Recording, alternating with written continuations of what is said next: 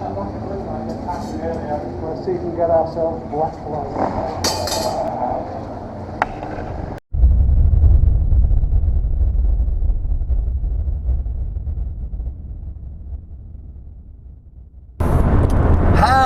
Everybody, welcome to this. Is it number 4 track day adventures? I want to say 4. Anyway, track day adventures on the old R1, which you can see is following me closely on the trailer behind, which tells you that at least it is completed another track day without me smashing it to bits, which is nice.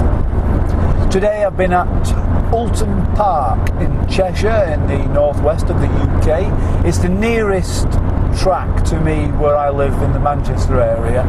So it's only about an hour or so away from me, so it's nice and easy to get to. But it has been my bogey track. I took the R1 there back in March and I never got to ride. I think I may have explained this to you in the past. I got it there, set up, did the noise check, which it passed, more on this later, and it just wouldn't start properly then for the sighting laps, and it was just running badly, and I had to then basically go home without driving it back then and get the bike fixed. The coils had gone on it anyway, but the bike has behaved impeccably today and we have had a track day. However, it was not without incident.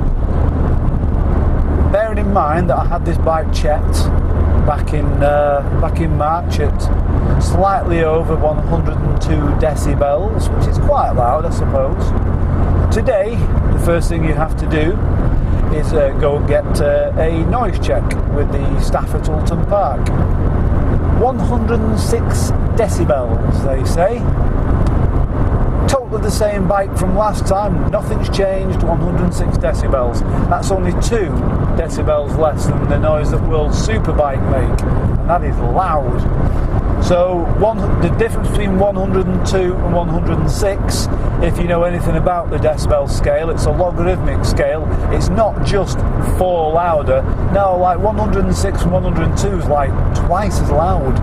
It is, because it's a logarithmic scale. For example, 200 would probably burst your eardrums. Anyway, so it basically failed its sound check. So what's a boy to do? I don't carry a set of baffles for it, because the cans that are on it currently, and have been on it since I've had it, are actually a set of stock cans that have been opened up and had the baffle cut out and riveted back together again. So basically all I could do was go to the on-track mechanics who, what they call parkits or something they're called, that do the track days around the north of England. They supply tyres, various nuts and bolts, things that, brake pads, things that you use on a track day that might go. But they also carry these little sort of generic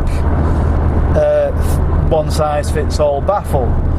So because I've got 2 cans on the R1, the mechanic there basically charged me 60 quid to fit and modify 2 of these little baffles to the bike. 50 quid, so it's 2 baffles, 20 quid each and £10 labour. So I then, with the new horrible botched baffles in place, take the bike back round for another noise check.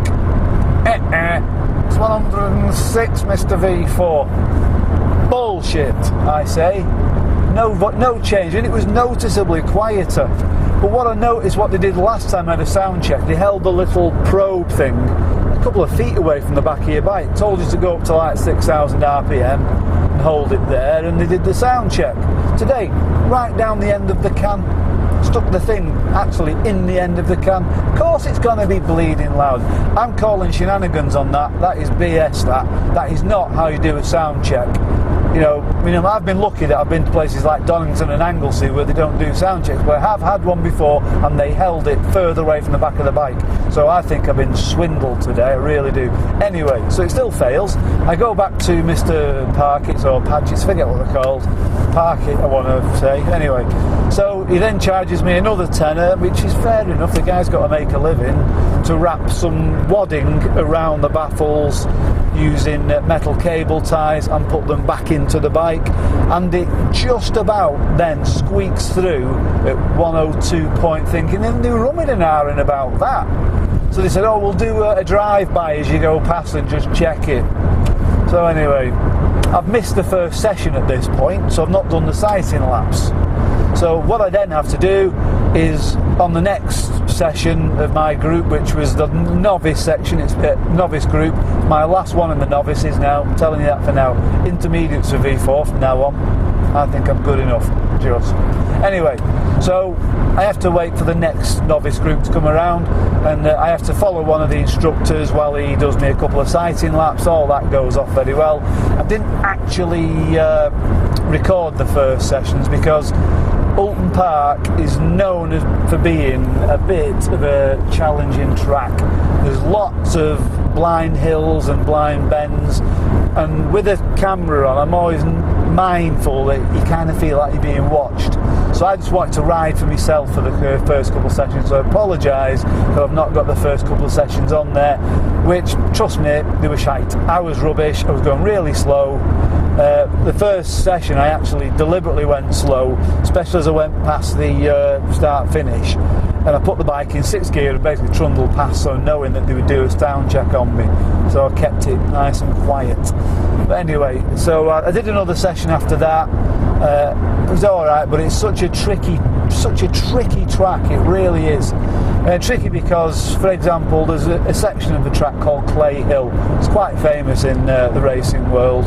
You watch the superbikes go over it and they all jump as they reach the top of it, and it's a blind sort of turn at the top. Now, you can go up it fully pinned if you've got the minerals for it, but what it is, when you can't see where the track goes, your body's, your mind, your brain's telling you, whoop, slow down, you don't know where this road goes. Even though you've already done a session and you know that it peels off to the left, and you know that you can keep it pinned, it's fine, you know the track's going to be there because it was there last lap, it's not going to have moved, but it's just a really cognitive thing to make yourself hold the power on and keep it pinned up there, so it took a couple of sessions for me to get that. So the first session that I actually recorded was, I think it was session 3. So here's a couple of laps from that session, and again, I'm not going full balls out on it here. I've got, I want to learn how to do this track, and I've not at any point gone balls out today. I've done alright, so here's the couple of the best laps from that, see what you think.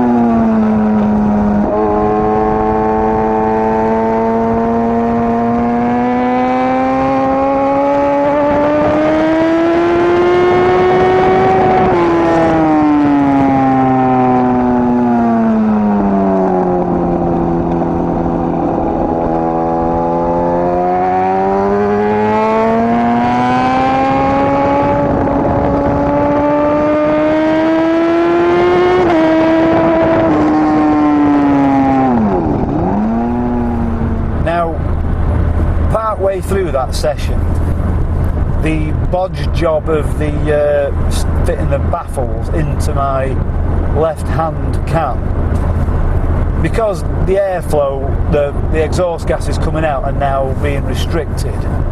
Basically, the can's become pressurised and it's fired the bloody whole back section of the can out. So I only noticed this when I got back. I thought the bike was sounding a bit fruity, but anyway, when I got back, the whole internal part of the left-hand can's missing. So I'm like thinking, well, that's it, session's done. And that was actually the first session after lunch, that. And it had been quite a good session. So I'm thinking, oh well, that's it, day's over. I can't go out without it. I'll get black flagged. Oh crap, traffic's slowing down. Oh well, gives me more chance to speak to you, I suppose. So I go and speak to the marshals and I ask them if has anyone found a baffle. And they go, yeah, it's down at Cascades. So I know where Cascades is because I did a day's marshalling back there a few months ago, just as a bit of a tester day. And so I went down to Cascades. It's a fair old walk, but I got there and there's my baffle and the end portion of the left-hand can. So I get back and I think, and it's coming up to the point for the novice group to go out again. So I think, right, well, I know that they've probably only got about 2 more sessions now in the day. So I thought, right, well, I'll sack going out on the next one because it's not actually a bad idea, that. Save all your energy for the last session of the day because everyone's gone home. Or half the field have gone home, so you have a much emptier track. It's much better. So anyway, so what I do, I do a complete bodge job basically. All I've got in my toolkit is that I can find is a little length of locking wire, because I did a service on the R1 a couple of weeks ago before I went on holiday. Which, by the way, if I'm looking quite healthy, is because I've been sailing around the Ionian Sea for the last 2 weeks. Brilliant, but more on that in probably a later vlog. That's why I'm looking a bit sun-kissed and healthy. But anyway, so before I went on my holidays, I serviced the R1. To say I serviced it, I give it an oil and filter change, and I lock-wired the filter and the sump plug back in. And so I had a little piece of the lock wire in the toolkit. So I was able to sort of like thread it through the old, or through a couple of the holes in the old rivet holes from the end cap.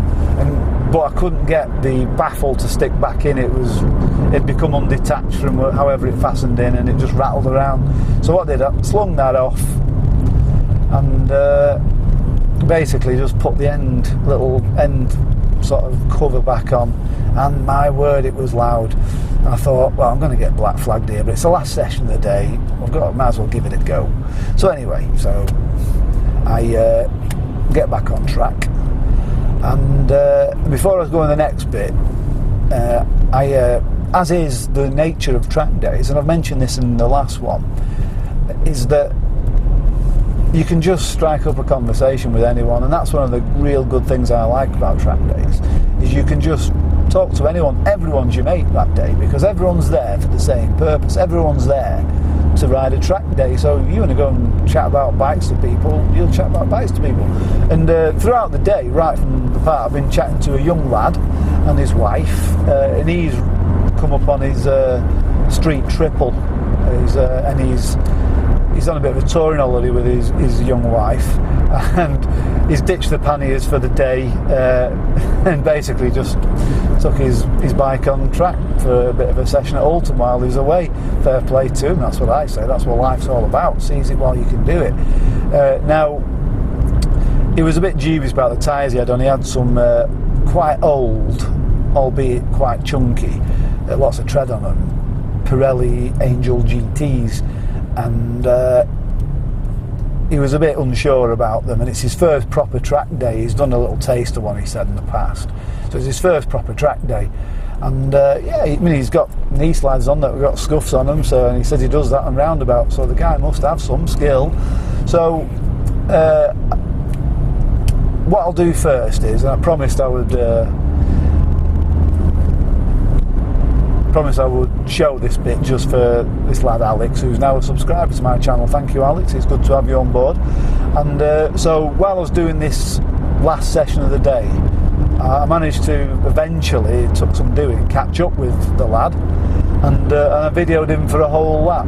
So the first lap of this little bit I'm going to show you now, which is the final session of the day, is basically me following Alex. And I said I'd show it just so he can look at his technique and maybe improve for next time he goes out, which he was looking really good. He moves around on the bike really well. All I would say is, I said it to him at the time, is just drop your chin down, drop your elbows down, and properly get off the front of your bike. Don't just sit up like you're commuting to work. So as you'll see on here, Alex, learn from this as you will. The rest of the video is I pass him and I'll show him just another lap. But while I was doing it, the bloody bodge job of the end cam fires off again. So yeah. But anyway, if it had got black flagged, it wouldn't have been no biggie because it was the end of the session anyway. So yeah, so here's just a little bit of the last session of the day.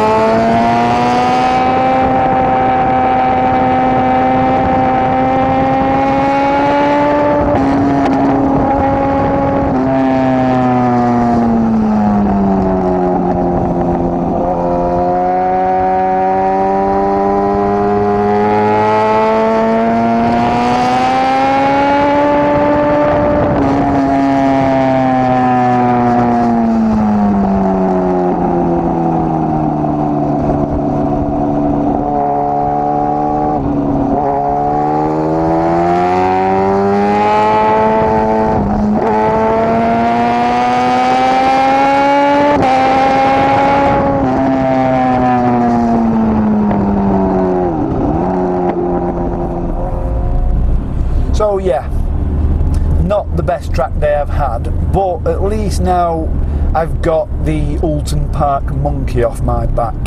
And the first few sessions I didn't like it. I thought I'm never coming here again, it's not my kind of place this. But no, I was getting into it in the end. You know, I was learning the track, learning where I can go fast, sussing out my braking points. So I probably will go again, and it's handy because it's the nearest one to me. So I've got no more track days booked for the time being, but I'm going to go online later when I get back and book 3 or 4 more others. I've got some running repairs to do to the R1 now, which is running an absolute treat, I've got to say. Obviously I need a new set of cans. I'm not having this ever again. If I get noise checked, I want to make sure it will go through it. So I'll be checking eBay out later for a set of cans for it. I'm not going to push the boat out and get a set of Kropovich for it because they're stupid money. Well, there are independent engineering companies that do track day exhausts with dB killers in them that, you know, that should get you through a sound check. So yeah, so I'll be getting that. And I also the seat unit on the track bodywork is not best ever. It keeps coming loose, it doesn't sit right, the under tray is not looking best ever, so I'm probably going to invest in a new seat unit and under tray for it, just to smarten that up. And then I also may, because the tyres are looking okay and they're gripping fine, I'll probably get a full season out of that brand new Supercourser SC2 that I put on the rear at the beginning of the season. But what I might do is I might get a Supercourser SC1 for the front, just a bit softer, just to give me a bit more confidence in the front. It's never given me any cause to not trust the front, but just for my own peace of mind, I think I will just get a new tyre for the front. So yeah, so not my best track day, but I did enjoy it towards the end, and it's all good fun. So plenty of knee down action. It's no biggie getting a knee down now, it's just all part and parcel of it. So yeah, all good. It's all good in the hood. Right, I need to start thinking now because I'm coming into some busy area which I need to shit the bed off. Right, I need to come across here now. Crap. Anyway, yeah, so adios from me at Veefour. I totally cut into traffic here. Really pay attention, Dave. Right, anyway, I'll see you in the next one. Bye.